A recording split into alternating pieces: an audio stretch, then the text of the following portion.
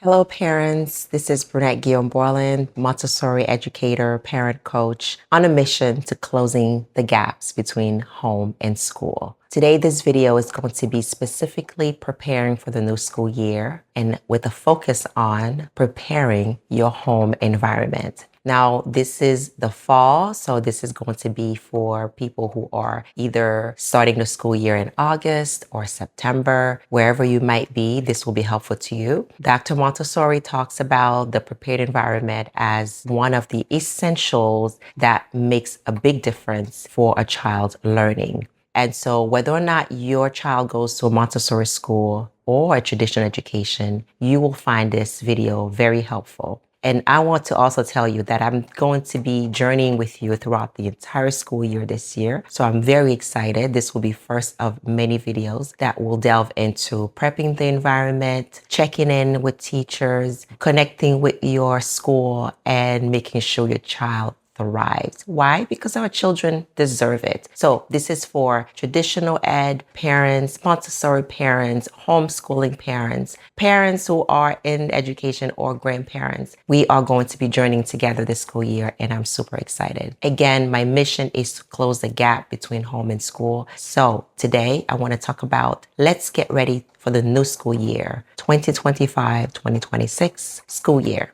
So let's talk about getting ready for your environment, preparing your environment. The idea of preparing the environment is so that there is a place for everything and everything belongs in a place. This helps children thrive. As much as they don't know how to create order, depending on what age or how old they are or where they are developmentally, they need it in order to thrive. So creating a space in your home is not an option. It's a must because it's going to determine how well your child does at school and at home in that seamless education they're going to have this year. So I want to tell you about creating a space means you don't have to have a lot. It could be a small space, medium size, large space. It's just going to require a few things that you already have in your home. And if not, you can pick up for very, very low cost. So first, we're going to start with which room in the house that you can use for your babies or for your child as a workspace. Is it in the living room? Is it a corner in the dining room? Is it a corner in your sunroom or even in your kitchen? But try to limit to a low traffic area because we want to maximize their concentration level. So the less traffic there is, the better it is for them. So first you choose a space in your home. Choose a room where you can identify a corner that you can put a desk and a chair for your child and also a shelf. This doesn't have to be big. Remember, we want a child-sized desk, a child-sized chair, and a shelf where they can reach. So let's think about how old your child is. What table will allow them to sit where they can have their hands right on top, and then a chair where they sit in it, they are comfortable, meaning that their feet are touching the floor. That's the same way we sit in our chair, the same way we want our children to sit in their chair, and they can get in and out of it without any support or assistance. So table and chair, first we pick a corner, then we have a table and chair, and we also want to find a shelf. Now, if you don't have a low size shelf for your child, maybe you already have an adult size shelf that you can use and maybe just dedicate the bottom part for them where they can reach. So if you're talking about a preschooler, maybe the last two shelves at the bottom could be dedicated for them. If they're a little older, you might give them somewhere in the middle. No matter what you choose, let it be something they can reach on their own. There's a reason for that. So number 4, so first we're talking about choose a space in your house. Second, we need a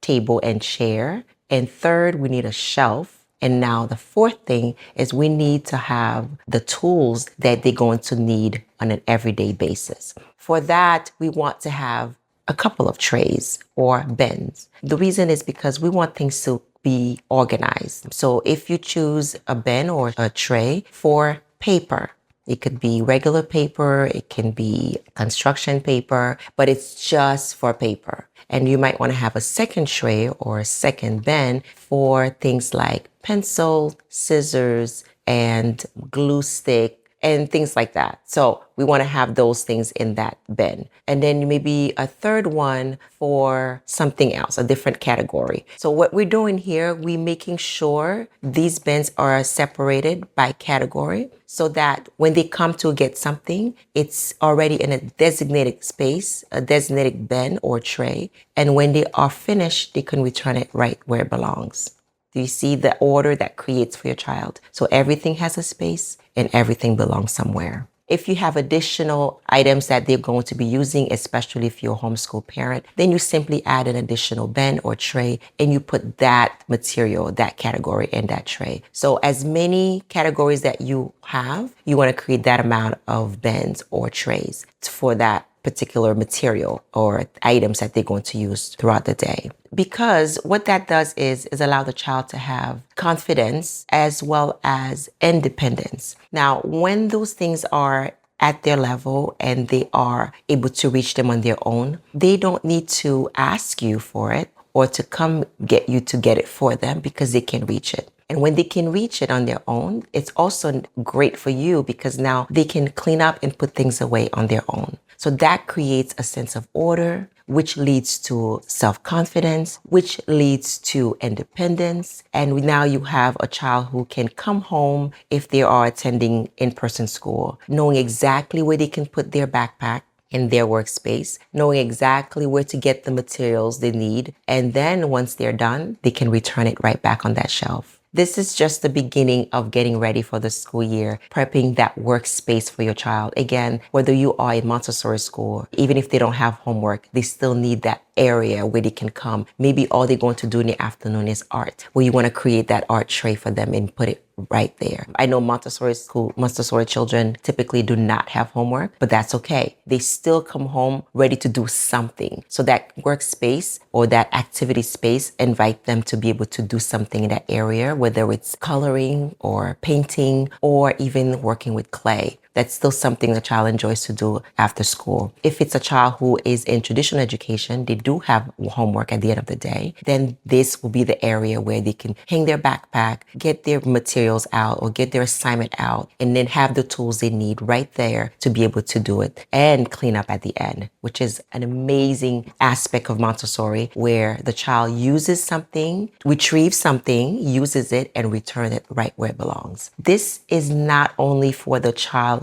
time. This builds an experience as well as a habit that will last a lifetime. You are creating the adult to be with a sense of order, a sense of independence, and you can be confident that you are not just building the child, but the adult to be. So I hope this tip will be useful for you. I know it will. It always is. I hope you have a great time creating that space and invite your child to do it with you too. If your child is old enough to pick perhaps maybe the picture they want to have in that area, invite them to create that space with you together. Also, when they do it with you, they also love the idea of owning it. We did this together. So you can either surprise them with it or you can create it together. Either way, I hope you enjoy this video. I hope you enjoy creating a workspace, and I look forward to continue our journey for this 25-26 school year. And go ahead and subscribe so you can always know when the next video comes out. All right, enjoy the rest of your day and we'll talk soon. Thank you for watching. The insights shared in this video are grounded in the Montessori philosophy established by Dr. Maria Montessori, the right philosophy pioneered by Magda Gerber, and my extensive experience both in the classroom and at home with my own children. I hope you found this information valuable and insightful. Don't forget to like, share, and subscribe for more content. Until next time.